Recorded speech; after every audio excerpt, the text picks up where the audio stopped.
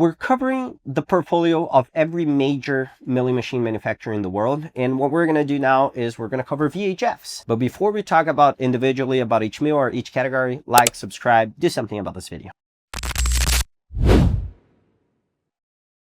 All right, so the way VHF does is they divided their portfolio into three segments. You have the ease class, you have the performance class, and you have the high-end class. So what is the ease class? I'm gonna go one by one on this mill, but to make it easier on you, ease class is focused on compressor-free mills. So mills that can fit both a lab and an in-house lab in case of a clinic. The performance class is more focused on labs, and the high-end class also gives you the option of working with metal and are the premium solutions from VHF. So if we scroll down here, the first mill we're gonna see is the ease class, the E3. This mill here is the aligner manufacturing in assembly line style. Why? Because you're gonna get your model, thermoform it, and you're gonna mill the external part of your aligner with the E3. That's all it does. It's a mill focused on aligner, and right now it is the only mill focused on that in the market. From here, you have the what we can call their chair side milling option, which is the E4.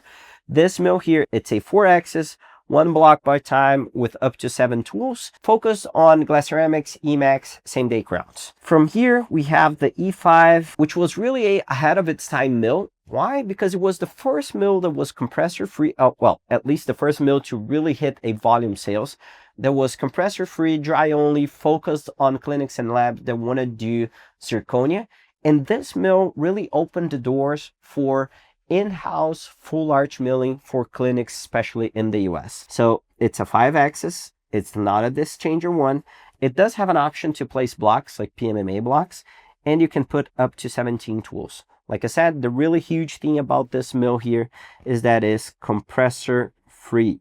So what this means is that this guy here does not need an external air, and it has an air tool that is used to be able to clean out the internal milling chamber. From here, what we're going to step into is the performance class. So here we start to see mills that are a little bit more focused on the lab side. The first one is the N4 Plus. So it's a 4-axis. You can put up to 3 blocks and 8 tools. So you see already it has a little bit more of production capacity, and it's focused on lab, glass ceramics, and anything block form. The next one would be the K5 and the K5 Plus. They are virtually the same mills. So you can see here, they're both 5-axis. They're both not disc changer mills. You can hold up to 3 blocks on each, and they carry 16 tools. What is the big difference between the K5 and the K5 Plus? The K5 Plus has a little bit more power to the spindle, which gives you a better lifetime on high production, especially if you're milling a lot of PMMA. So if we take a step further here, we're going to see the first disc changer mill that VHF carries, which is the S5. It is a 5-axis. It has 8 disc changers. You can either use 8 disc holders, or you can use 8 blocks holders, or you can mix in between those. It's up to you. So this one is a really high production mill focused only on dry milling. So these are for the labs or clinics that are doing a lot of volume in zirconia and PMMA and want to have an autonomous production for that. And now when we step into the high-end class, we're going to see 2 mills. The Z4, which is their premium line for chair sides. And what is the difference between the Z4 and the E4 that we talked before? The Z4 has the capability of milling pre-milled abutments, while the E4 can only do glass ceramics, PMMA, and other block type materials. Everything that the E4 does, plus pre-milled abutments. And the top of the line for VHF is the R5. What makes it top of the line? First of all, it's a disc changer mill, wet and dry, that can also mill metal. So when we look here, it has up to 10 discs.